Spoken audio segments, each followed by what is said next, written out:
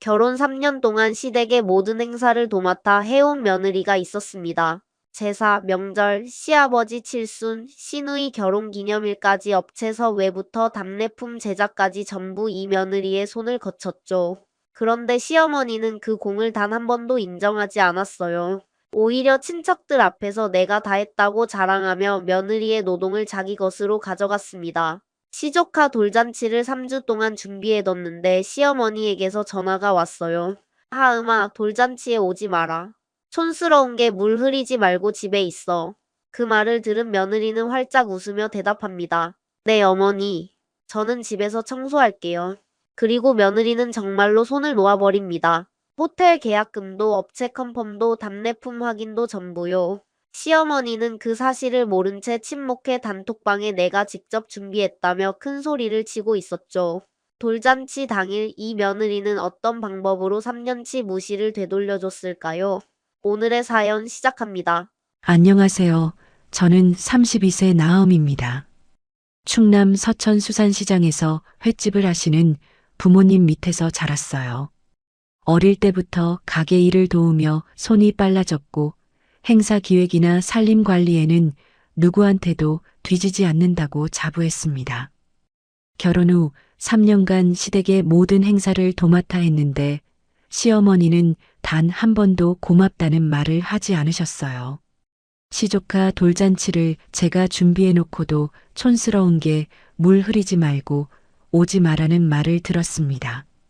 그래서 저는 활짝 웃으며 대답했어요. 네, 저는 집에서 청소할게요. 돌잔치 날 어떤 일이 벌어졌는지 들어주시겠어요? 저는 충남 서천 수산시장에서 태어나고 자랐어요. 아버지와 어머니가 운영하는 횟집에서 초등학교 때부터 접시를 날랐고 중학교 때는 회 뜨는 걸 옆에서 보며 칼질을 배웠죠. 손이 빠르고 눈치가 빨라야 살아남는 곳이 시장이에요. 저는 그렇게 자랐습니다. 대학 동기 소개로 한도경을 만났을 때 저는 29이었어요. 연애 1년 만에 결혼을 결심했고 처음으로 시어머니 조복례를 만나는 날이 왔습니다. 상견례 장소는 강남의 한정식 집이었어요. 아버지는 새 양복을 입고 오셨고 어머니는 미용실에서 머리를 하고 오셨죠. 두 분 다 손이 좀 거칠었지만 최대한 단정하게 차려입고 오신 게 한눈에 보였습니다. 조복례는 자리에 앉자마자 어머니의 손을 힐끗 보더니 도경에게 눈짓을 했어요. 도경이 제 부모님을 소개했습니다. 어머니, 하엄이 아버님은 서천에서 횟집을 운영하고 계세요. 조복례의 입꼬리가 내려갔습니다. 젓가락을 내려놓으며 아, 횟집하고 읊조리는 목소리가 방 안에 가라앉았어요. 아버지가 어색하게 웃으며 말씀하셨습니다. 수산시장에서 30년째 장사하고 있습니다. 크진 않지만 딸 하나 대학까지 장학금 받아보냈으니 부끄럽진 않습니다. 조복례가 물잔을 들어 입술만 적시며 대답했어요. 네, 대단하시네요. 그 대단하시네요에는 감탄이 없었습니다. 입술 끝에 걸친 미소가 코끝까지 올라가지 않았어요. 식사 중간에 어머니가 화장실에 다녀오시겠다며 일어나셨고 아버지도 따라 나가셨습니다. 저는 물을 마시러 잠깐 자리를 비웠는데 복도 끝 화장실 앞에서 발이 멈췄어요. 방 안에서 조복례의 목소리가 새어나왔습니다. 도경아, 엄마는 좀 더 괜찮은 집안 아이를 만날 줄 알았다. 도경의 대답은 들리지 않았어요. 아니, 대답이 없었는지도 모릅니다. 저는 복도에 서서 벽에 손을 짚었어요. 가슴 한쪽이 싸늘하게 식는 게 느껴졌습니다. 다리에 힘을 주고 다시 웃는 얼굴을 만들어 방으로 돌아갔죠. 결혼식 준비가 시작되자 조복례는 본격적으로 선을 그었어요. 도경에게 전화를 걸어 하객 명단을 줄이라고 했습니다. 수산시장 사람들까지 오면 분위기가 안 맞아. 하어미네 쪽 하객은 좀 정리해. 도경이 저녁에 저한테 말했어요.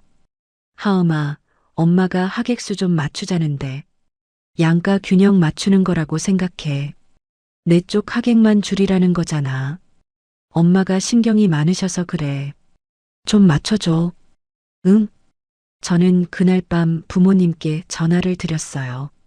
시장 이모님들한테 청첩장 안 돌려도 되냐고 물었을 때 어머니는 한참 말이 없다가 그래, 네가 편한 대로 해라고 하셨습니다.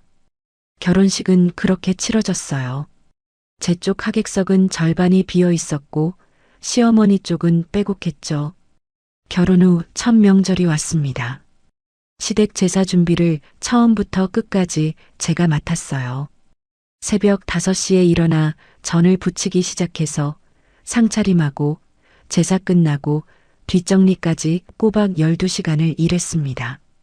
친척들이 다 돌아간 뒤 부엌에서 설거지를 하고 있었어요. 조복래가 뒤에 와서 섰습니다. 하음아, 네 어머니. 전이 좀 두꺼웠어. 촌스럽게. 저는 고무장갑 낀 손을 멈추고 웃었습니다. 다음엔 더 얇게 붙일게요. 그때 시누이 한세미가 부엌으로 들어오며 낄낄거렸어요. 옳게 손이 좀 거칠긴 하지. 시장에서 크면 그런가 봐. 조복래가 세미를 말리지 않았습니다. 오히려 세미의 어깨를 감싸며 거실로 나갔죠. 그날 이후 시댁의 모든 행사가 제 몫이 되었어요. 제사, 명절, 시아버지 생신, 시누이 결혼기념일, 외식 예약까지. 저는 업체를 알아보고 예산을 짜고 답례품을 주문하고 하객 동선까지 짰습니다. 결혼 2년 차 시아버지 칠순 잔치 때였어요. 한 달 전부터 한식 뷔페 업체 3군데를 비교 견적 냈고 답례품 시안을 직접 만들었고 하객 80명의 좌석 배치표까지 그렸습니다. 잔치가 끝나고 친척들이 조복래에게 몰려들었어요. 복래 씨, 이번 잔치 정말 센스 있다. 어떻게 이렇게 알뜰하게 준비했어? 조복래가 싱글벙글 웃으며 대답했습니다. 내가 한 달 동안 발품 팔았지. 뷔페 업체도 3군데나 비교해봤어. 저는 뒷정리를 하며 그 소리를 들었어요. 조복래는 제 쪽을 한 번도 보지 않았습니다. 같은 자리에서 친목회 회장 엄정연이 제게 다가왔어요.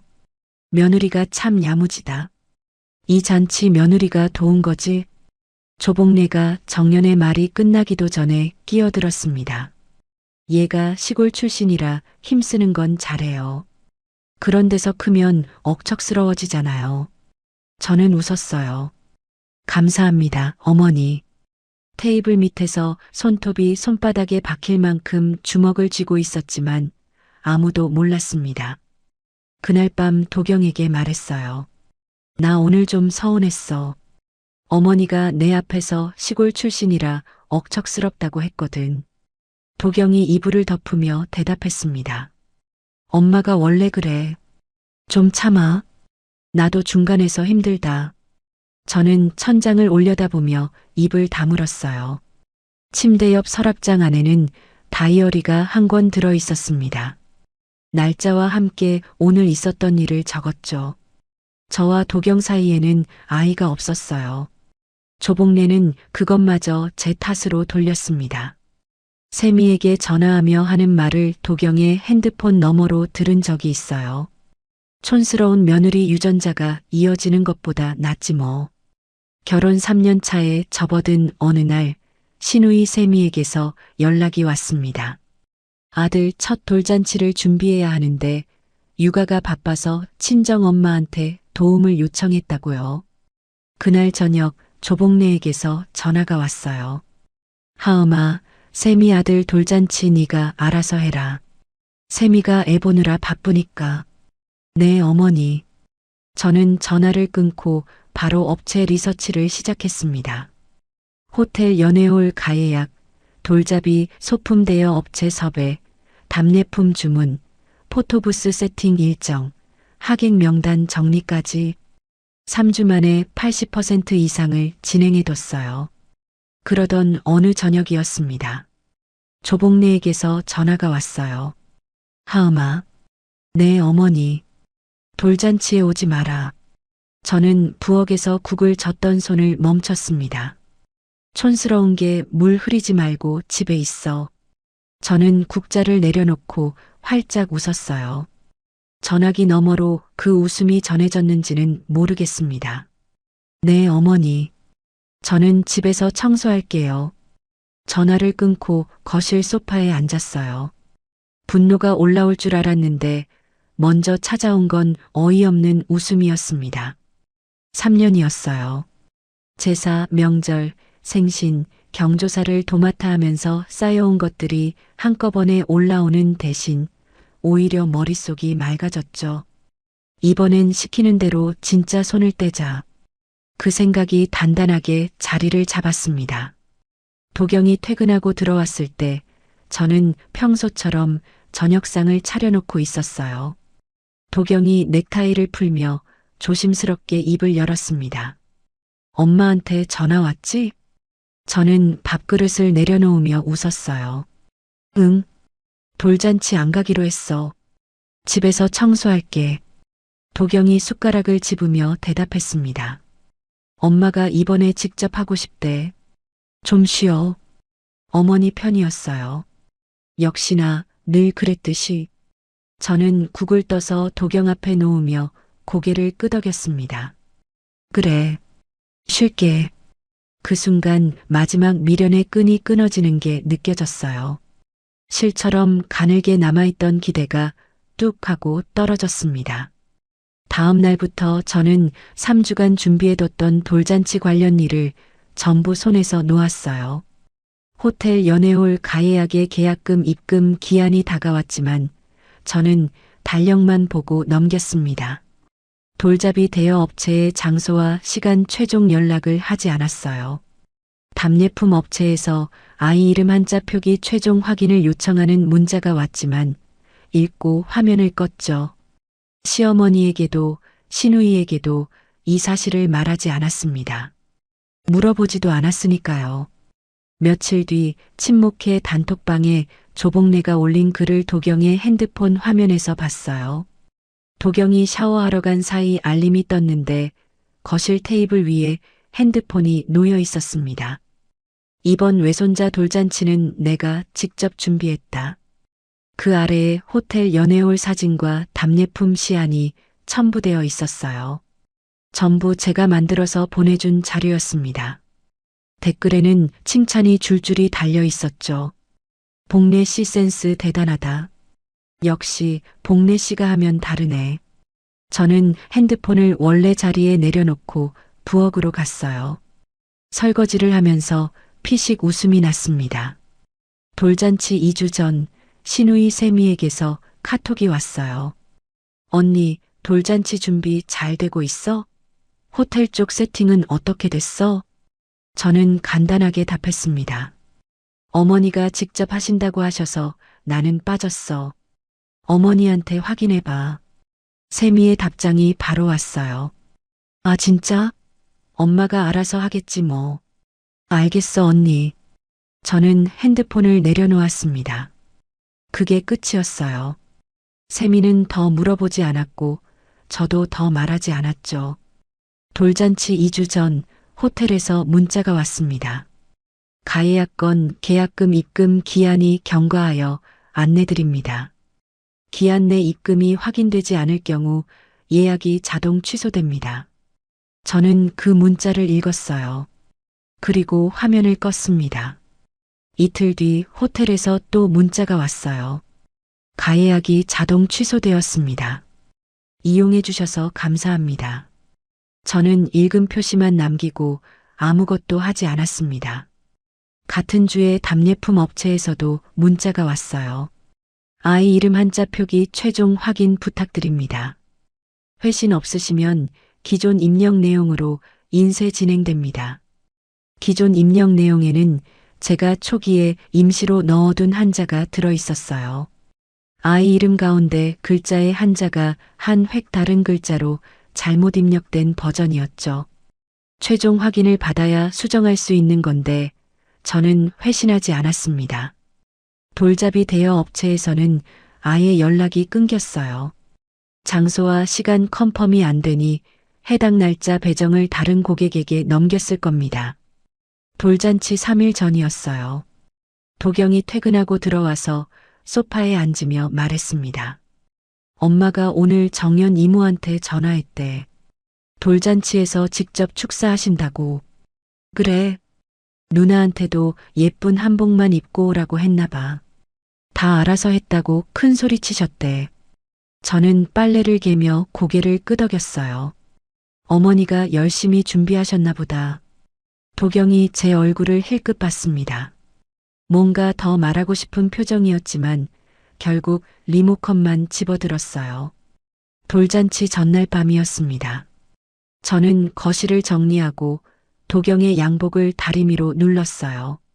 다리미에서 올라오는 수증기를 바라보며 내일을 생각했습니다. 도경이 침실에서 나오며 물었어요. 내일 진짜 안 갈 거야? 저는 다리미를 세우며 웃었습니다. 어머니가 오지 말라셨잖아. 나는 집에서 대청소할 거야. 그래. 도경은 더 묻지 않고 침실로 돌아갔어요. 저는 달인 양복을 옷걸이에 걸며 내일의 시간표를 머릿속으로 그렸습니다. 청소가 아니라 다른 것이었지만요.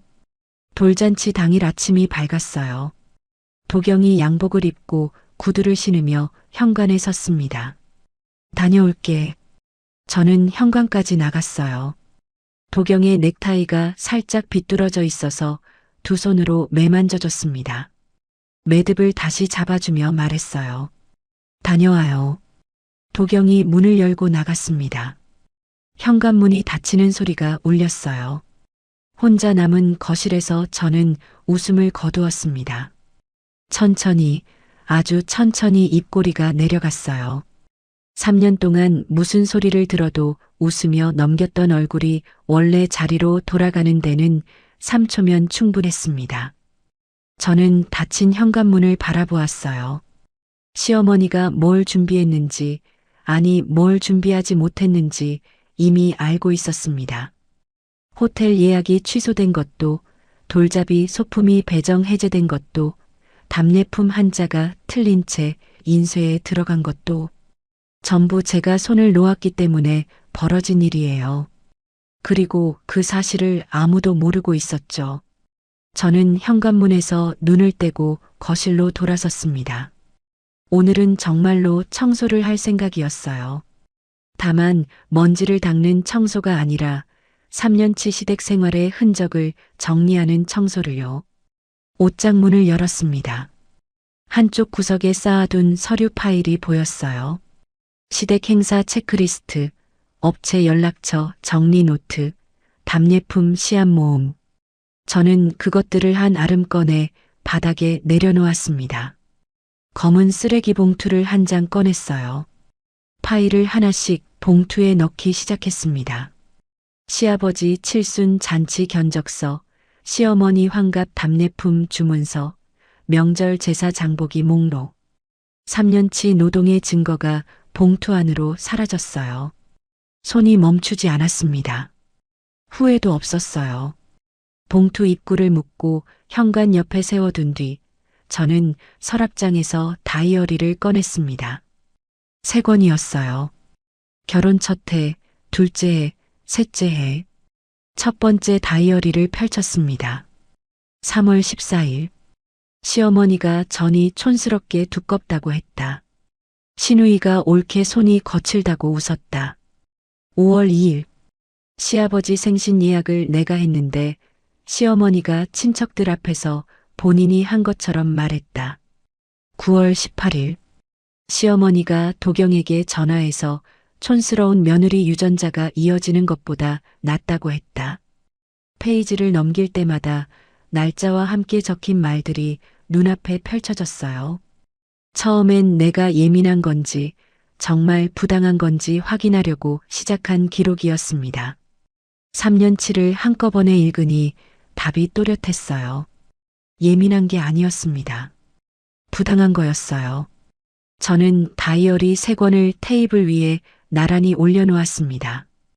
그리고 서랍 깊숙이 넣어둔 서류 봉투 하나를 꺼냈어요. 2달 전 혼자 법무사 사무실을 찾아가서 상담받고 준비해둔 협의이혼 서류였습니다. 이걸 꺼내게 될 날이 오지 않기를 바랐어요. 도경이 한 번이라도 제 편을 들어주면, 시어머니가 한 번이라도 고맙다고 말해주면 이 서류는 서랍 속에서 누렇게 바를 거라고 생각했습니다. 촌스러운 게 물 흐리지 말고 오지 마라. 그 한마디가 마지막 바람까지 꺼뜨렸어요. 저는 서류 봉투를 거실 테이블 위에 올려놓았습니다. 다이어리 3권 옆에 나란히. 그리고 옷장에서 캐리어를 꺼냈어요. 제 옷, 세면도구, 친정에서 가져온 물건들, 다이어리 3권. 그것만 넣었습니다. 결혼 후 시댁에서 받은 물건은 하나도 넣지 않았어요. 캐리어를 현관 옆에 세워두고 부엌으로 갔습니다. 냉장고에서 된장과 두부를 꺼내 도마 위에 올렸어요. 도경이 좋아하는 된장찌개를 끓이기 시작했습니다. 미련이 아니었어요. 3년간 매일 차려왔던 밥상을 마지막으로 한 번만 더 준비하는 거였습니다. 이 집에서의 제 역할을 스스로 끝내는 마무리 같은 거였죠. 된장찌개가 보글보글 끓는 동안 핸드폰을 켰습니다. 부재중 전화가 쏟아졌어요. 시어머니 7통, 남편 12통, 시누이 3통. 저는 어느 것에도 회신하지 않았습니다. 대신 도경에게 문자 하나만 보냈어요. 밥 차려놨어. 들어오면 이야기하자.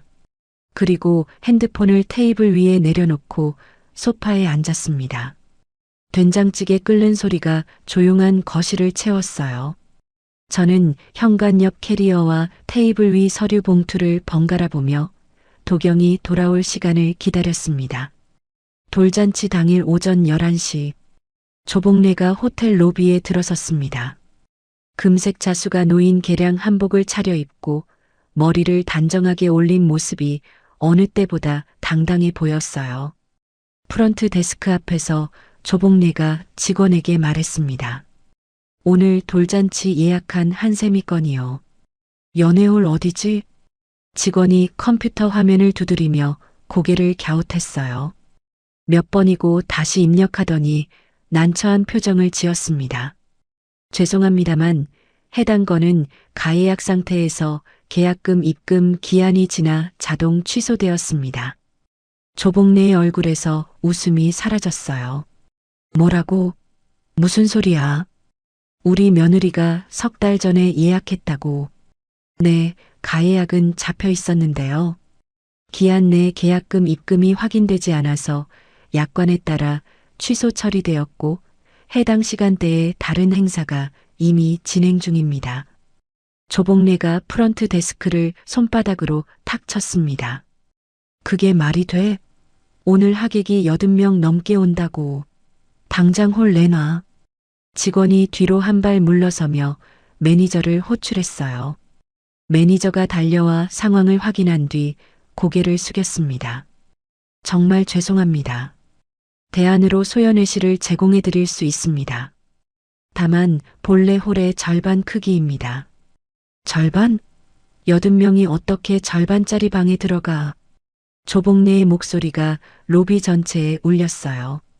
지나가던 투숙객들이 힐끗 쳐다보았습니다. 그때 호텔 정문으로 세미가 들어왔어요. 돌복을 입힌 아들을 안고 남편 류강민이 옆에서 유모차를 밀고 있었습니다. 세미는 로비에서 소란을 피우는 어머니를 발견하고 빠르게 다가왔어요. 엄마, 무슨 일이야? 왜 여기서 소리를 질러? 조복래가 세미의 팔을 잡고 한쪽으로 끌었습니다. 목소리를 낮추며 말했어요. 하엄이가 예약해놓고 계약금을 안 넣은 거야.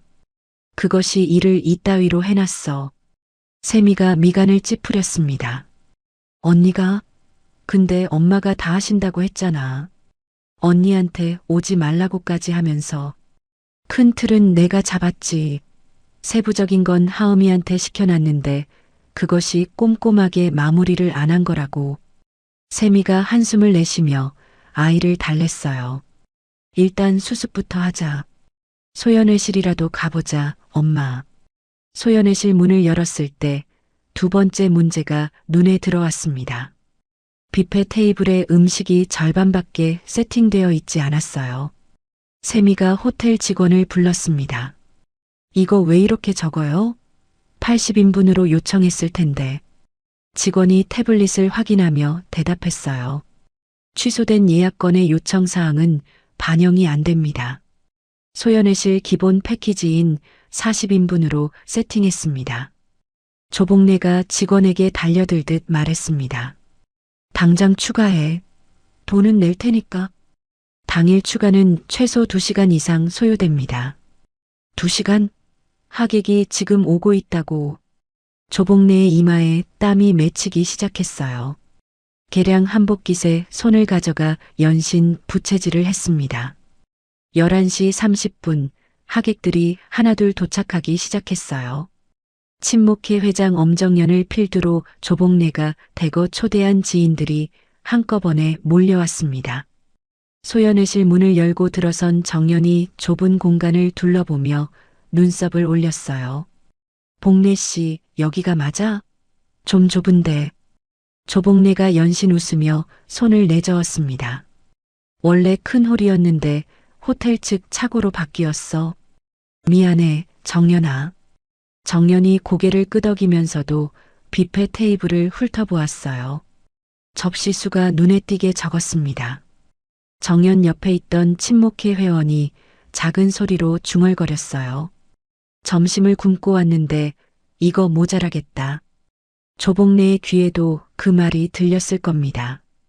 입술을 깨물며 세미에게 눈짓을 했지만 세미는 아이를 달래느라 정신이 없었어요. 오후 12시 돌잡이 시간이 다가왔습니다. 세미가 아이를 돌잡이 상 앞에 앉히려고 주변을 둘러보았어요. 엄마, 돌잡이 소품 어디 있어? 조복래가 멈칫했습니다. 핸드폰을 꺼내 대여 업체에 전화를 걸었어요. 신호음이 가고 상대방이 받았습니다. 여보세요. 오늘 돌잡이 소품 배달 건인데 아직 안 왔거든요. 전화기 너머로 업체 직원의 목소리가 들렸어요. 행사 장소와 시간 최종 컨펌을 못 받아서요. 해당 날짜 배정은 이미 다른 고객분께 넘어갔습니다. 조복래의 손이 떨렸습니다. 그럼 지금 소품이 없다는 거야? 네, 죄송합니다. 전화를 끊은 조복래가 호텔 직원에게 급하게 요청했어요. 돌잡이 소품 같은 거 없어? 뭐라도 좀 가져다 줘. 직원이 사무실을 뒤져서 가져온 것은 볼펜, 계산기, 장난감 청진기였습니다. 세미가 그 물건들을 보더니 얼굴이 일그러졌어요. 엄마, 이게 뭐야? 이걸로 돌잡이를 하라고? 일단 하자. 사람들 기다리잖아. 세미가 입술을 꽉 깨물며 아이를 상 앞에 앉혔습니다. 하객들이 핸드폰을 들어 촬영하는 가운데 아이가 볼펜을 집었어요. 어색한 웃음과 박수가 흩어졌습니다. 돌잡이가 어수선하게 끝나갈 때쯤 택배 기사가 소연회실 문을 열고 들어왔어요. 답례품 박스였습니다. 세미가 아이를 강민에게 맡기고 박스를 열었어요. 떡 포장지를 꺼내 들고 확인하던 세미의 얼굴이 하얗게 변했습니다. 엄마. 세미의 목소리가 떨렸어요. 이름이 틀렸어. 조복래가 다가와 포장지를 보았습니다. 아이 이름 가운데 글자 한자가 달랐어요. 들어가야 할 글자와 한 획이 다른 글자가 찍혀 있었습니다. 80개 전량이 그 상태였어요. 세미가 박스째 들어올리며 소리쳤습니다. 엄마, 답례품 이름 한자가 전부 틀렸어. 이거 어떡해. 소연회실 안이 조용해졌어요. 하객 80여 명의 시선이 세미와 조복래에게 쏠렸습니다. 조복래가 두 손을 허공에 내저으며 말했어요. 그건 하음이가 맡았던 건데 내가 어떻게 아냐. 하음이한테 물어봐야지. 그 말이 끝나기 무섭게 엄정연이 옆에서 고개를 갸우뚱하며 물었습니다. 복래 씨, 근데 이번 돌잔치 본인이 직접 다 준비했다고 하지 않았어? 소연회실 안에 침묵이 내려앉았어요. 조복래의 얼굴이 시뻘겋게 달아올랐습니다. 큰 틀은 내가 잡고 세부적인 건 며느리한테 시킨 거지. 하객들 사이에서 수군거림이 퍼지기 시작했어요. 며느리는 왜 안 왔대? 촌스럽다고 오지 말라고 했다면서? 세미가 며칠 전 친구에게 흘린 말이 입소문을 타고 있었습니다. 조복래의 눈이 흔들렸어요. 자기 딸이 뿌린 씨앗이 하객들 사이에서 싹을 틔우고 있었죠. 조복래가 갑자기 몸을 돌려 소연회실을 나갔습니다. 화장실로 뛰어가 칸 안에 들어가 문을 잠갔어요. 핸드폰을 꺼내 제 번호를 눌렀습니다. 신호음이 울렸어요. 한 번, 두 번, 세 번, 네 번. 받지 않았습니다. 다시 걸었어요. 또 받지 않았습니다. 조복래가 세면대 앞으로 나와 거울을 보았어요. 2시간 전 로비에서 당당하게 개량 한복을 펼쳤던 여자의 모습은 어디에도 없었습니다. 이마에 식은땀이 흐르고 입술 화장이 번져 있었어요. 저는 그 시각 집에서 캐리어 옆에 앉아 핸드폰 화면에 뜨는 시어머니라는 글자를 내려다보고 있었습니다. 벨소리가 멈추고 다시 울리고 또 멈추는 걸 지켜보았어요. 손가락 하나 움직이지 않았습니다. 조복래가 화장실에서 나왔을 때 소연회실 안의 분위기는 돌이킬 수 없을 만큼 무너져 있었어요. 40인분 뷔페가 80명 넘는 하객에게 돌아가지 않아 음식이 바닥나기 시작했고 늦게 도착한 하객들은 빈 접시만 놓인 테이블 앞에서 서성이고 있었습니다. 친목회 지인 중 한 명이 대놓고 조복래에게 말했어요. 복래 씨, 나 점심 굶고 왔는데. 이게 돌잔치야, 다이어트 모임이야? 조복래가 억지 웃음을 짜내며 대답했습니다. 금방 추가 음식 나와. 조금만 기다려. 하지만 추가 음식은 나올 기미가 없었어요. 도경이 한쪽 구석에서 호텔 매니저와 이야기하고 있었습니다. 빨리 뭐라도 추가할 수 있는 거 없어요? 돈은 상관없으니까. 매니저가 고개를 저으며 대답했어요. 주방 사정상 지금 바로 가능한 건 간단한 핑거푸드 정도뿐입니다. 그것도 30분은 걸립니다. 도경이 머리를 긁으며 한숨을 내쉬었습니다. 어머니와 하객들 사이를 오가며 연신 고개를 숙였지만 정작 이 상황을 수습할 능력이 도경에게는 없었어요. 업체 전화번호가 뭔지도 호텔 담당자가 누군지도 원래 계약 조건이 뭐였는지도 모르는 사람이었으니까요. 도경의 머릿속에 뭔가 스쳐가는 게 보였습니다. 핸드폰을 들고 어딘가에 전화를 거는 손이 멈칫하더니 결국 주머니에 다시 넣었어요. 아마 그때서야 제가 행사 때마다 업체와 통화하고 체크리스트를 점검하고 현장에서 뛰어다니던 모습이 떠올랐겠죠. 소연회실 한쪽에서는 포토부스가 있어야 할 자리가 텅 비어 있었어요. 포토부스 업체도 세팅 일정을 잡지 못해 아예 오지 않은 상태였습니다. 사진 촬영을 기대하고 한껏 차려입은 하객들이 각자 핸드폰을 들어 셀프 촬영을 하고 있었어요. 세미가 준비한 아이의 성장 영상도 틀 수가 없었습니다. 소연회실에는 빔 프로젝터가 설치되어 있지 않았거든요. 세미가 USB를 들고 직원에게 물었지만 돌아온 대답은 이 방에는 영상 장비가 없다는 것뿐이었어요. 세미의 남편 류강민이 유모차 옆에서 지켜보다가 처음으로 입을 열었습니다.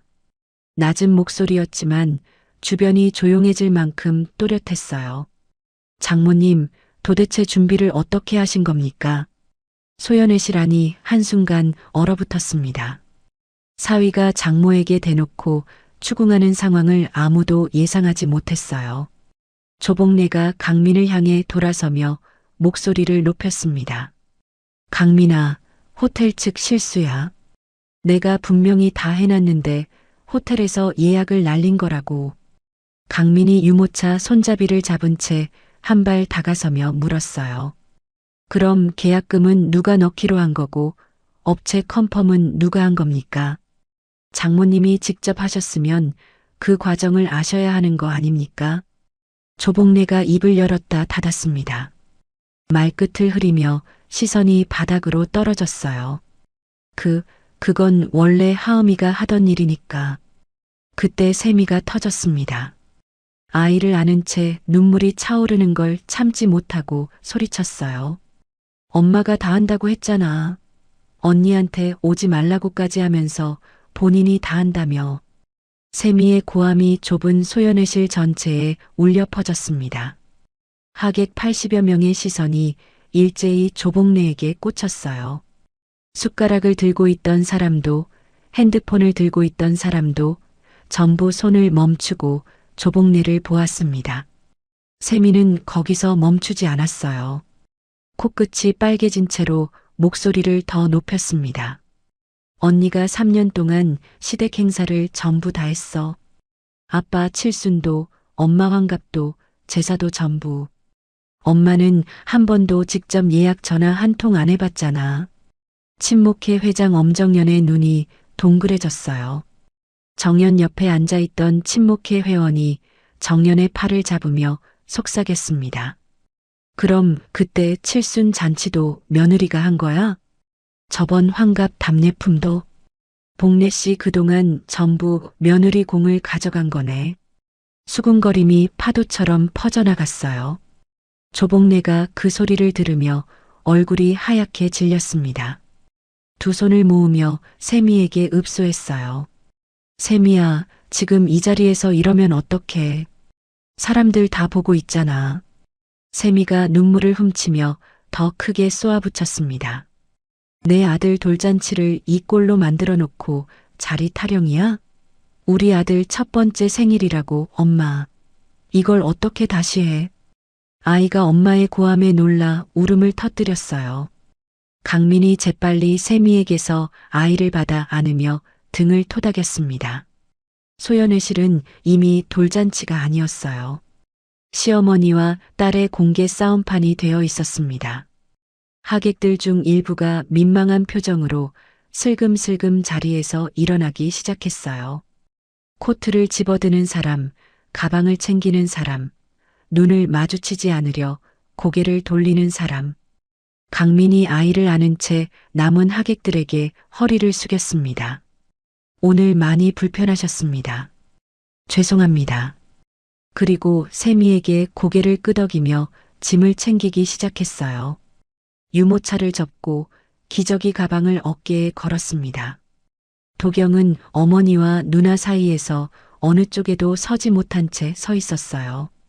주먹을 쥐었다 폈다를 반복하며 입술만 달싹거렸습니다.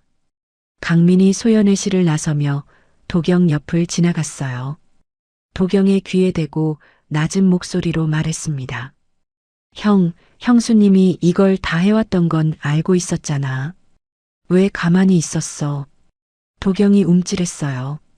강민은 대답을 기다리지 않고 문을 열고 나갔습니다. 도경이 주머니에서 핸드폰을 꺼냈어요. 제 이름을 눌러 전화를 걸었습니다.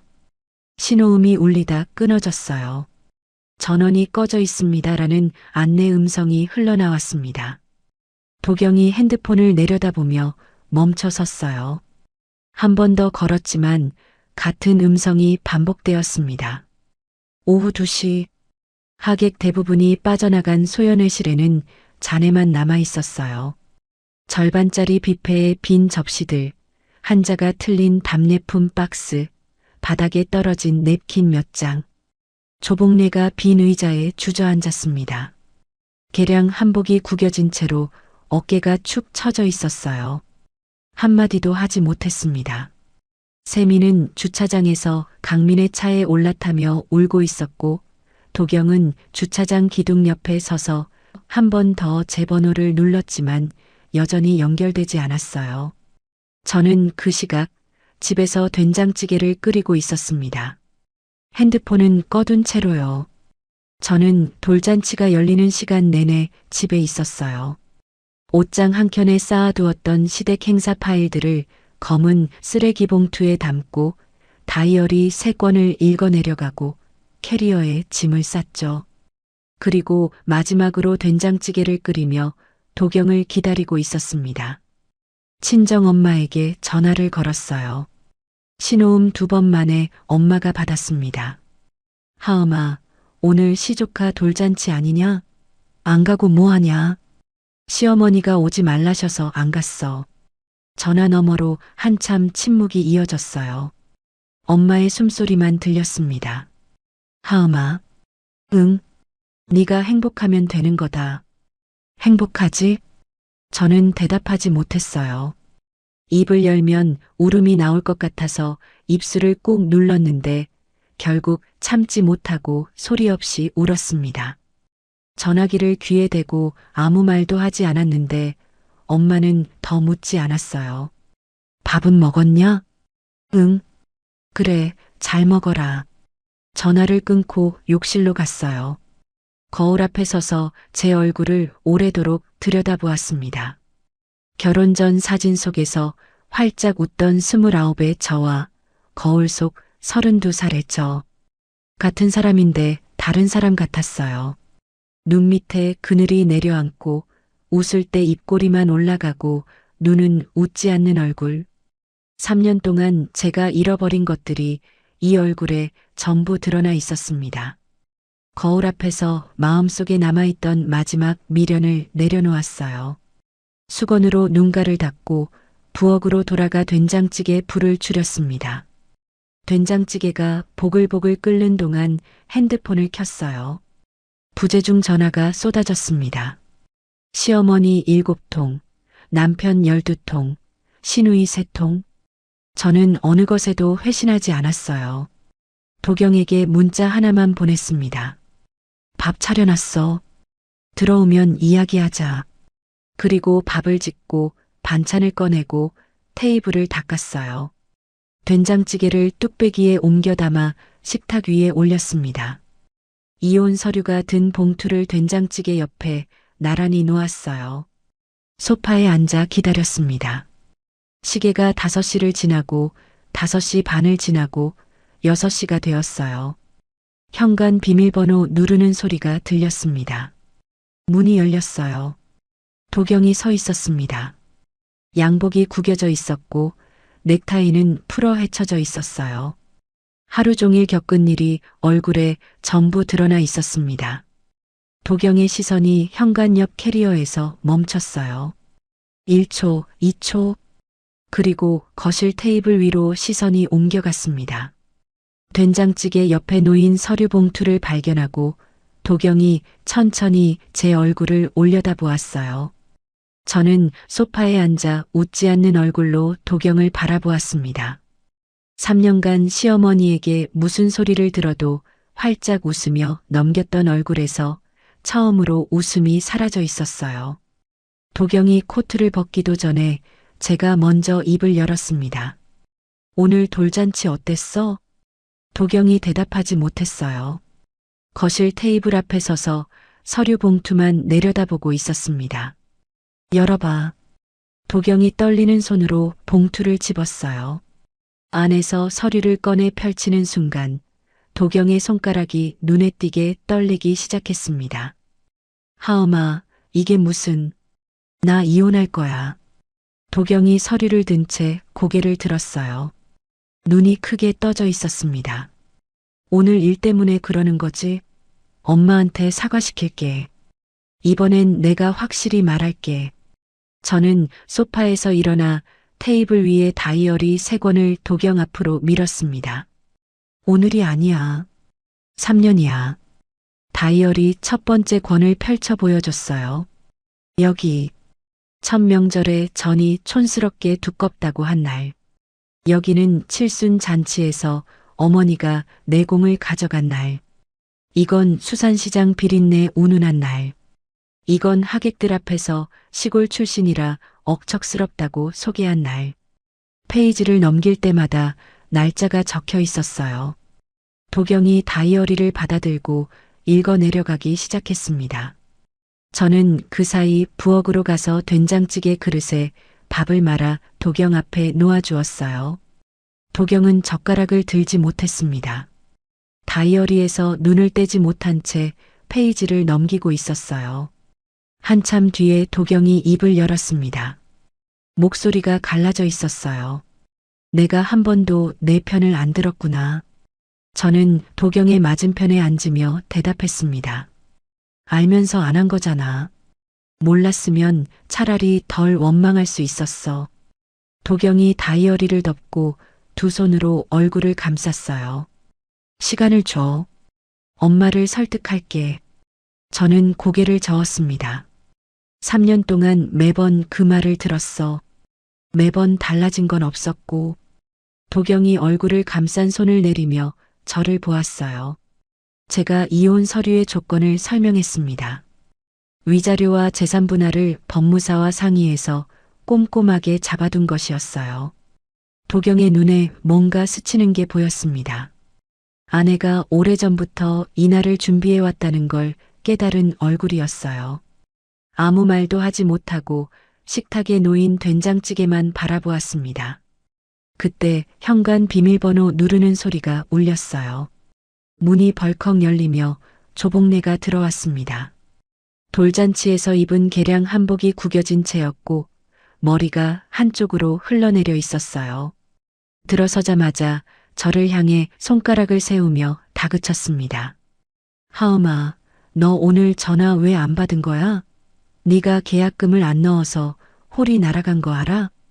테이블 위에 캐리어도 서류도 조복내의 눈에는 들어오지 않는 것 같았어요. 저는 자리에서 일어났습니다.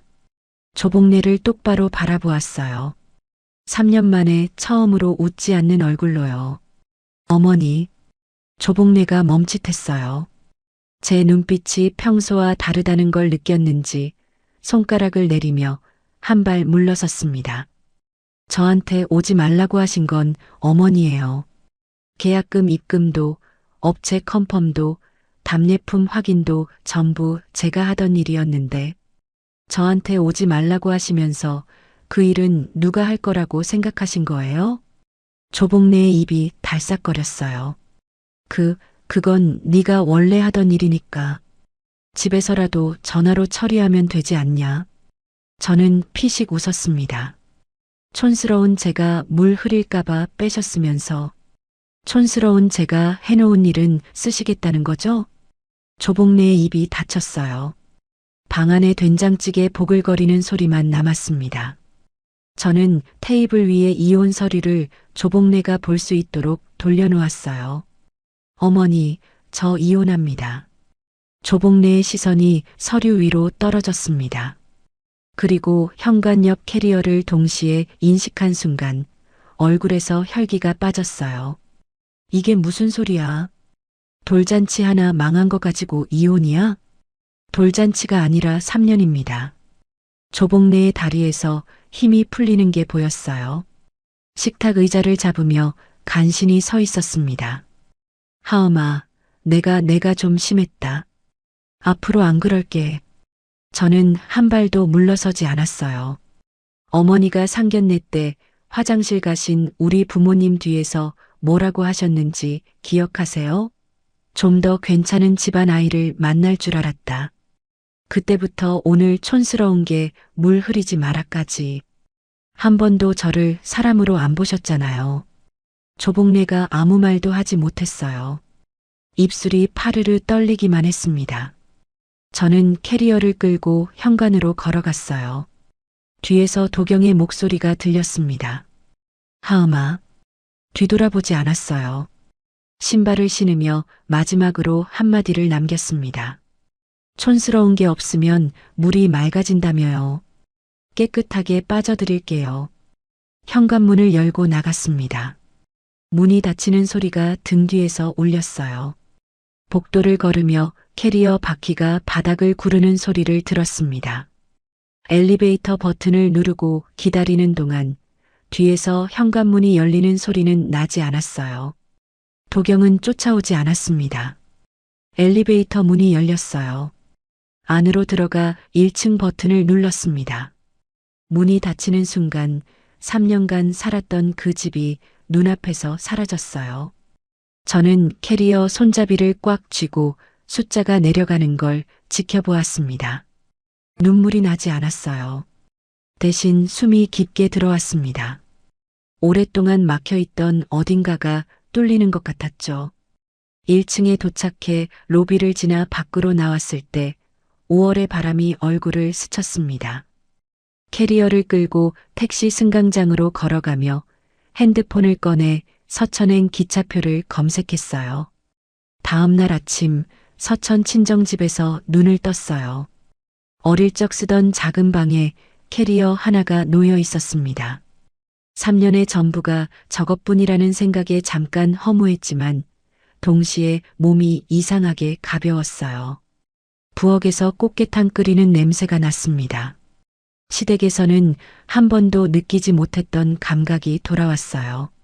집이라는 게 이런 거였구나 하는 감각이요. 이불을 개고 부엌으로 나가니 어머니가 냄비 뚜껑을 열며 뒤도 안 돌아보고 말씀하셨어요. 일어났냐? 세수하고 와. 꽃게탕 끓여놨다. 응, 엄마. 세수를 하고 식탁에 앉아 꽃게탕을 떠먹는데 어머니는 아무것도 묻지 않았어요.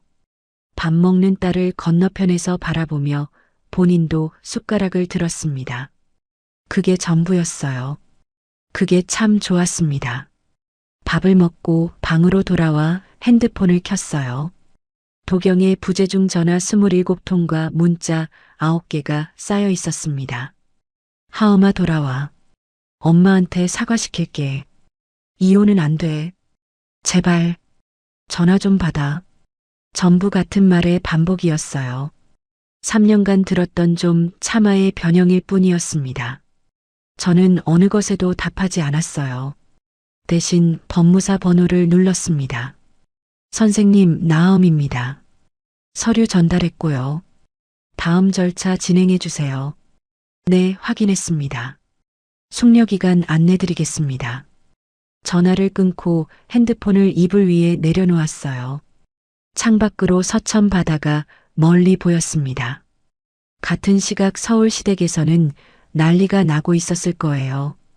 도경이 나중에 들려준 이야기에 따르면 그날 아침 조복래가 밤새 한숨도 못 잔 얼굴로 도경을 다그쳤다고 합니다. 당장 서천 가서 데려와. 도경이 부엌에서 물을 마시며 대답했대요. 엄마가 먼저 사과해야 하엄이가 돌아와. 조복래가 식탁을 내리치며 소리쳤다고 합니다. 내가 뭘 잘못했다고. 며느리가 유난인 거지. 계약금을 안 넣어서 잔치를 망쳐놓고 이혼이래. 엄마, 하엄이한테 오지 말라고 한 건 엄마잖아. 오지 말라고 해놓고 일은 누가 해. 조복래가 아들의 말에 입을 다물었다가 곧 세미에게 전화를 걸었대요. 하지만 세미도 만만치 않았습니다. 세미는 돌잔치 이후 남편 강민과 밤새 싸운 상태였거든요. 강민이 세미에게 말했다고 해요. 당신 엄마가 망쳐놓은 거잖아. 우리 아들 돌잔치를 저렇게 만들어 놓고 우리 부모님도 기가 막히다고 하셨어. 앞으로 처가하고 좀 거리 두자. 세미가 어머니에게 전화해서 울면서 쏘아붙였대요. 엄마 때문에 내 시댁에서도 얼굴을 못 들겠어. 언니한테 사과해. 무릎이라도 꿇어. 세미야, 네가 왜 엄마한테 이래. 다 엄마가 너 잘되라고 한 건데. 잘되긴 뭐가 잘돼. 내 아들 돌잔치를 박살내놓고. 세미가 전화를 끊어버렸다고 합니다. 돌잔치 참사의 여파는 시댁 안에서 그치지 않았어요. 친목회 단톡방에 돌잔치 당일 찍힌 사진들이 올라갔대요.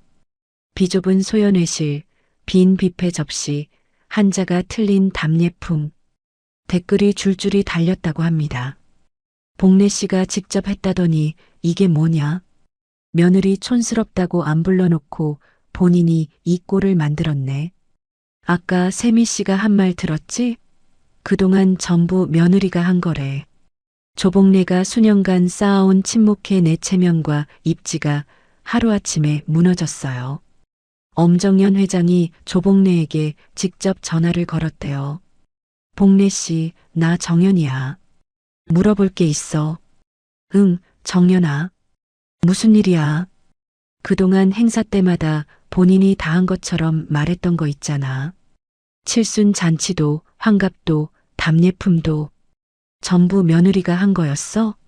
조복래가 뭐라고 변명하려 했지만 말이 나오지 않았대요. 우리가 지금까지 복래 씨한테 대단하다고 칭찬한 거 전부 며느리 몫이었다는 거잖아. 정연아, 그게 아니라 솔직히 실망했어. 정연이 그 말을 끝으로 전화를 끊었다고 합니다. 이틀 뒤 도경이 서천으로 내려왔어요. 저는 아버지 가게 2층에 있었는데 창밖으로 도경이 횟집 앞에서 서성이는 게 보였습니다. 한참을 왔다 갔다 하다가 안으로 들어갔어요. 아버지가 화러 수족관 앞에서 일하고 계셨는데 도경이 다가가 허리를 숙였대요. 아버님, 하음이 좀 만나게 해주세요. 아버지는 고개도 돌리지 않으셨다고 해요. 수족관에서 물고기를 건지며 말씀하셨대요. 자니가 3년 동안 우리 딸 한 번이라도 지켜준 적이 있나? 도경이 대답하지 못했어요. 한참을 서 있다가 횟집 문을 나섰습니다. 저는 2층 창문에서 남편이 돌아가는 뒷모습을 내려다보았어요. 어깨가 축 처진 채 주차장으로 걸어가는 모습이 보였습니다. 마음 한쪽이 아프지 않은 건 아니었어요. 하지만 뒤쫓아 나가고 싶은 마음은 들지 않았습니다.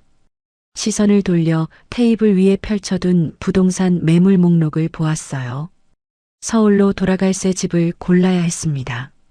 마포 쪽 원룸 몇 개에 빨간 펜으로 동그라미를 치며 연락처를 적었어요. 사흘 뒤 조복래가 직접 서천까지 찾아왔습니다. 택시에서 내려 횟집 앞에 섰을 때 어머니가 먼저 마주쳤대요. 가게 앞에서 생선 상자를 정리하고 계셨는데 조복래를 보고 손을 멈추셨다고 합니다. 어머니가 장갑을 벗으며 말씀하셨어요. 사돈어른 오셨어요. 조복래가 어머니 앞에서 입을 열려는데 어머니가 먼저 말을 이으셨대요. 우리 딸이 비린내 나는 집안 출신이라고 하셨다면서요. 촌스럽다고도 하셨다면서요. 조복래가 멈칫했어요. 그 촌스러운 애가 사돈댁 살림을 3년을 굴렸는데 고맙다는 말 한마디를 못 들었더라고요. 어머니의 목소리는 담담했대요. 화를 내는 것도 아니고 따지는 것도 아니고 그냥 사실을 말하는 목소리였다고. 조복래가 난생 처음 사돈 앞에서 고개를 들지 못했습니다. 하음이 좀 만나게 해주세요. 할 말이 있어요. 어머니가 고개를 저으셨어요. 딸이 만나고 싶지 않다고 합니다. 조복래가 더 말하지 못했어요. 횟집 앞 벤치에 한참을 앉아 있다가 혼자 택시를 타고 돌아갔습니다. 3년 전 상견례에서 우리 집안을 내려다보던 그 당당한 여자의 모습은 어디에도 없었어요. 저는 2층 창문 너머로 택시가 골목을 빠져나가는 걸 확인했습니다.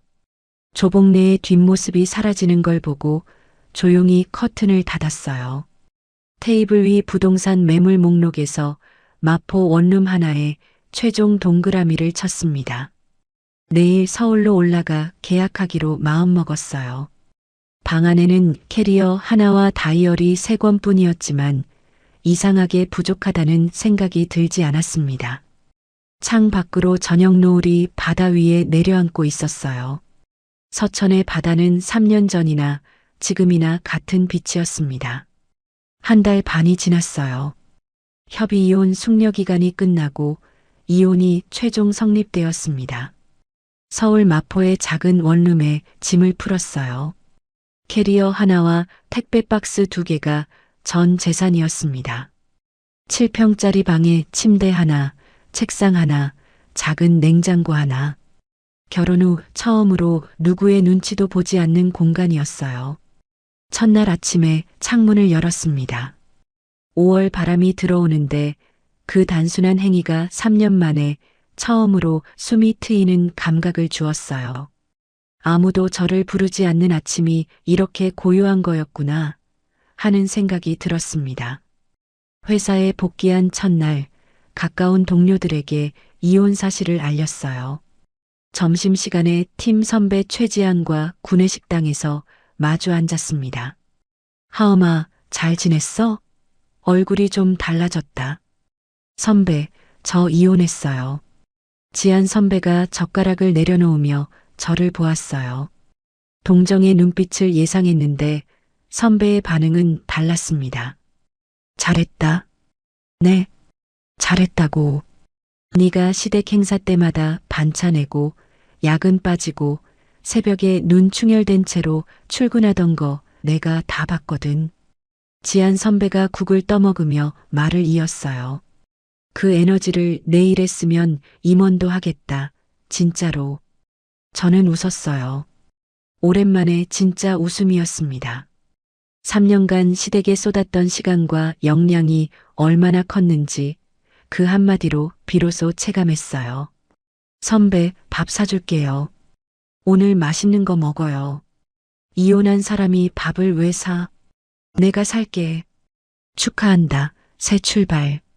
그 무렵 조복래의 일상은 완전히 무너져 있었대요. 도경이 간간히 보내오는 문자로 시댁 소식을 알게 되었습니다. 제가 답장을 하진 않았지만 도경은 혼잣말처럼 문자를 보내왔어요. 며느리 없이 맞이한 첫 시아버지 기일 제사가 엉망이었다고 합니다. 조복래가 전을 부치다 태웠고 탕국간을 망쳤대요. 도경이 배달 음식으로 제사상 빈자리를 채우려 했지만 친척들 앞에서 체면이 말이 아니었다고요. 큰 시숙모가 제사상을 보더니 대놓고 한마디 했대요. 복래 씨, 며느리 내보내더니 제사도 이 모양이야? 조복래가 아무 대꾸도 못했다고 합니다. 3년간 제가 새벽부터 일어나 부치던 전, 맞추던 간, 차리던 상, 그게 사라지니 남은 건 빈자리뿐이었던 거죠. 친목회에서도 조복래의 입지는 회복이 안 됐대요. 엄정연 회장을 중심으로 조복래가 그동안 며느리 공을 가로채며 자랑했던 이야기들이 하나하나 되짚어졌고 회원들 사이에서 조복래의 말을 믿지 않는 분위기가 굳어졌다고 해요.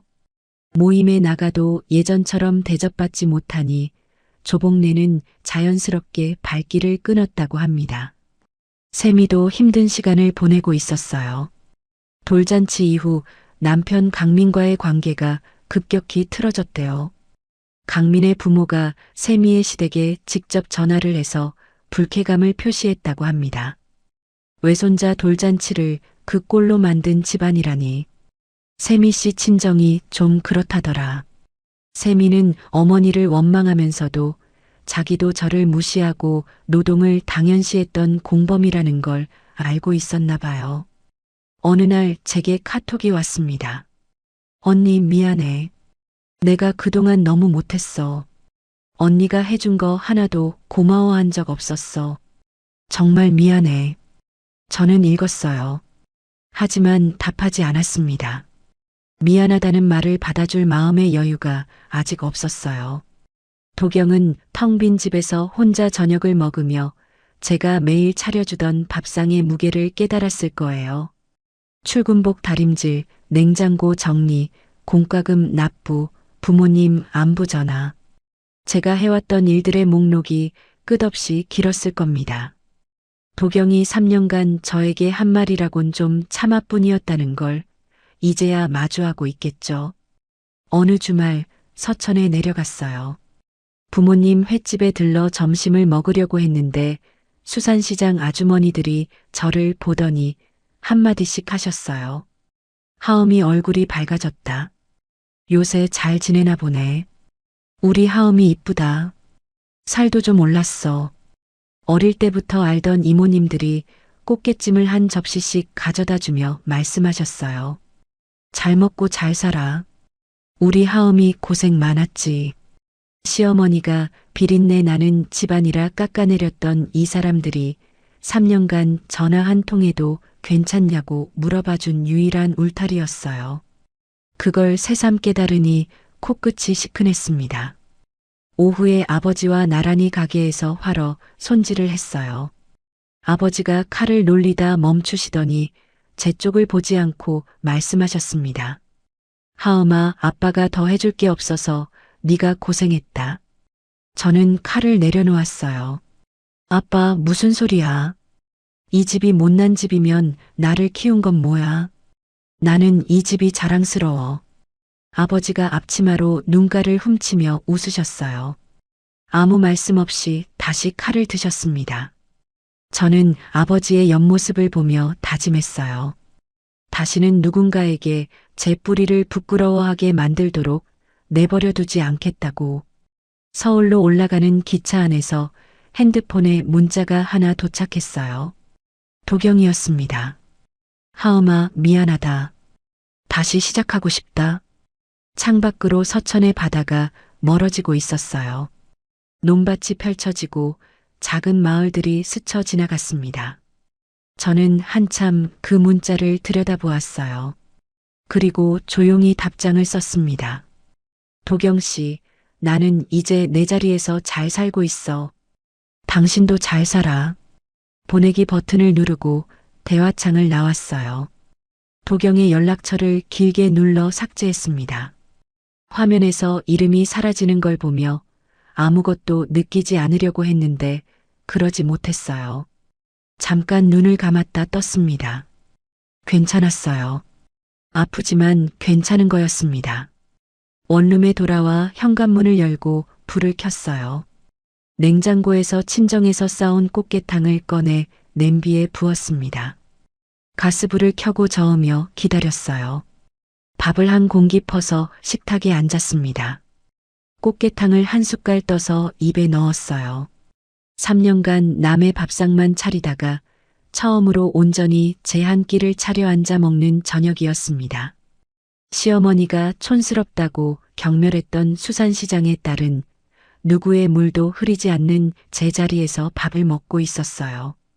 한 달 반이 지났어요. 협의 이혼 숙려 기간이 끝나고 이혼이 최종 성립되었습니다. 서울 마포의 작은 원룸에 짐을 풀었어요.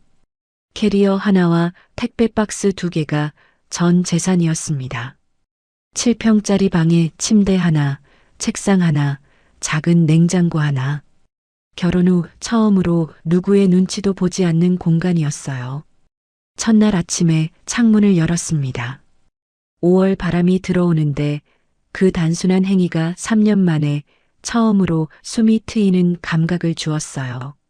아무도 저를 부르지 않는 아침이 이렇게 고요한 거였구나 하는 생각이 들었습니다. 회사에 복귀한 첫날 가까운 동료들에게 이혼 사실을 알렸어요. 점심시간에 팀 선배 최지안과 구내식당에서 마주 앉았습니다. 하엄아, 잘 지냈어? 얼굴이 좀 달라졌다. 선배, 저 이혼했어요. 지안 선배가 젓가락을 내려놓으며 저를 보았어요. 동정의 눈빛을 예상했는데 선배의 반응은 달랐습니다. 잘했다. 네, 잘했다고. 네가 시댁 행사 때마다 반차 내고 야근 빠지고 새벽에 눈 충혈된 채로 출근하던 거 내가 다 봤거든. 지안 선배가 국을 떠먹으며 말을 이었어요. 그 에너지를 내 일에 쓰면 임원도 하겠다. 진짜로. 저는 웃었어요. 오랜만에 진짜 웃음이었습니다. 3년간 시댁에 쏟았던 시간과 역량이 얼마나 컸는지 그 한마디로 비로소 체감했어요. 그 무렵 조복래의 일상은 완전히 무너져 있었대요. 도경이 간간히 보내오는 문자로 시댁 소식을 알게 되었습니다. 제가 답장을 하진 않았지만 도경은 혼잣말처럼 문자를 보내왔어요. 며느리 없이 맞이한 첫 시아버지 기일 제사가 엉망이었다고 합니다. 조복래가 전을 부치다 태웠고 탕국간을 망쳤대요. 도경이 배달 음식으로 제사상 빈자리를 채우려 했지만 친척들 앞에서 체면이 말이 아니었다고요. 큰 시숙모가 제사상을 보더니 한마디 했대요. 복래 씨, 며느리 내보내더니 제사도 이 모양이야? 조복래가 아무 대꾸도 못했다고 합니다. 3년간 제가 새벽부터 일어나 부치던 전, 맞추던 간, 차리던 상. 그게 사라지니 남은 건 텅 빈 제사상뿐이었던 거죠. 친목회에서도 조복래의 입지는 회복이 안 됐대요. 엄정연 회장을 중심으로 조복래가 그동안 며느리 공을 가로채며 자랑했던 이야기들이 하나하나 되짚어졌고 회원들 사이에서 복래 씨 말은 이제 반만 믿어야 해라는 인식이 굳어졌다고 해요. 모임에 나가도 예전처럼 대접받지 못하니 조복래는 자연스럽게 발길을 끊었다고 합니다. 세미도 힘든 시간을 보내고 있었어요. 돌잔치 이후 남편 강민과의 관계가 급격히 틀어졌대요. 강민의 부모가 노골적으로 불쾌감을 표시했다고 합니다. 외손자 돌잔치를 그 꼴로 만든 집안이라니 세미 어머니가 좀 그렇다더라. 세미는 어머니를 원망하면서도 자기도 저를 무시하고 노동을 당연시했던 공범이라는 걸 알고 있었나 봐요. 어느 날 제게 카톡이 왔습니다. 언니 미안해. 내가 그동안 너무 못했어. 언니가 해준 거 하나도 고마워한 적 없었어. 정말 미안해. 저는 읽었어요. 하지만 답하지 않았습니다. 도경은 텅 빈 집에서 혼자 저녁을 먹으며 제가 매일 차려주던 밥상의 무게를 깨달았을 거예요. 출근복 다림질, 냉장고 정리, 공과금 납부, 부모님 안부 전화. 제가 해왔던 일들의 목록이 끝없이 길었을 겁니다. 3년간 저에게 한 말이라곤 좀 참아뿐이었다는 걸 이제야 마주하고 있겠죠. 어느 주말 서천에 내려갔어요. 부모님 횟집에 들러 점심을 먹으려고 했는데 수산시장 아주머니들이 저를 보더니 한마디씩 하셨어요. 하음이 얼굴이 밝아졌다. 요새 잘 지내나 보네. 우리 하음이 이쁘다. 살도 좀 올랐어. 어릴 때부터 알던 이모님들이 꽃게찜을 한 접시씩 가져다 주며 말씀하셨어요. 잘 먹고 잘 살아. 우리 하음이 고생 많았지. 시어머니가 비린내 나는 집안이라 깎아내렸던 이 사람들이 3년간 전화 한 통에도 괜찮냐고 물어봐준 유일한 울타리였어요. 그걸 새삼 깨달으니 코끝이 시큰했습니다. 오후에 아버지와 나란히 가게에서 화러 손질을 했어요. 아버지가 칼을 놀리다 멈추시더니 말씀하셨습니다. 하음아, 아빠가 더 해줄 게 없어서 네가 고생했다. 저는 칼을 내려놓았어요. 아빠, 무슨 소리야? 이 집이 못난 집이면 나를 키운 건 뭐야? 나는 이 집이 자랑스러워. 아버지가 앞치마로 눈가를 훔치며 웃으셨어요. 아무 말씀 없이 다시 칼을 드셨습니다. 저는 아버지의 옆모습을 보며 다짐했어요. 다시는 누군가에게 제 뿌리를 부끄러워하게 만들도록 내버려 두지 않겠다고. 서울로 올라가는 기차 안에서 핸드폰에 문자가 하나 도착했어요. 도경이었습니다. 하음아, 미안하다. 다시 시작하고 싶다. 창밖으로 서천의 바다가 멀어지고 있었어요. 논밭이 펼쳐지고 작은 마을들이 스쳐 지나갔습니다. 저는 한참 그 문자를 들여다보았어요. 그리고 조용히 답장을 썼습니다. 나는 이제 내 자리에서 잘 살고 있어. 너도 잘 살아. 보내기 버튼을 누르고 대화창을 나왔어요. 도경의 연락처를 길게 눌러 삭제했습니다. 화면에서 이름이 사라지는 걸 보며 잠깐 눈을 감았다 떴습니다. 괜찮았어요. 아프지만 괜찮은 거였습니다. 원룸에 돌아와 현관문을 열고 불을 켰어요. 냉장고에서 친정에서 싸온 꽃게탕을 꺼내 냄비에 부었습니다. 가스불을 켜고 저으며 기다렸어요. 밥을 한 공기 퍼서 식탁에 앉았습니다. 꽃게탕을 한 숟갈 떠서 입에 넣었어요. 3년간 남의 밥상만 차리다가 처음으로 온전히 제 한 끼를 차려 앉아 먹는 저녁이었습니다.